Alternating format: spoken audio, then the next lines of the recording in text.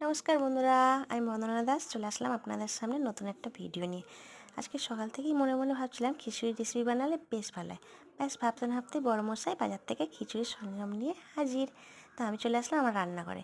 প্রথমে আমি মুগ ডালটাকে ভালো করে ভেজে নিলাম, ভেজে নিয়ে এখানে চালটাকে ভালো করে বেছে নিয়ে চালের ডালে সিদ্ধ করতে দিলাম।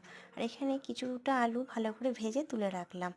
এই আলু ভাজার তেলটার মধ্যে সাদা জিরে, শুকনো লঙ্কা, এলাচ আর তেজপাতা দিয়ে ভালো করে নেড়ে নিয়ে সিদ্ধ করে রাখা বাঁধাকপিটা দিয়ে ভালো করে ভেজে নিলাম।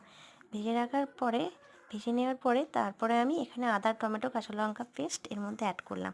পরিমাণ মতো লবণ আর চিনি দিয়ে ভালো করে নেড়ে চেড়ে ঢাকা দিয়ে রাখলাম।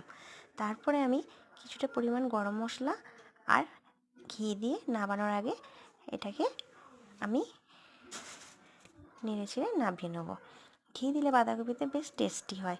আর এখানে আমি সিদ্ধ করে রাখা চালের ডালের মধ্যে আমি এই মশলাটা অ্যাড করবো। এর মধ্যে আছে সাদা জিরে, শুকনো লঙ্কা, তেজপাতা আর এলাচ ফোড়ন দিয়ে আমি আদা আর টমেটো পেস্ট দিয়ে ভালো করে কষিয়ে নিয়ে এই সিদ্ধ করা চালের ডালের মধ্যে দিয়ে ভালো করে ফুটিয়ে নিলাম।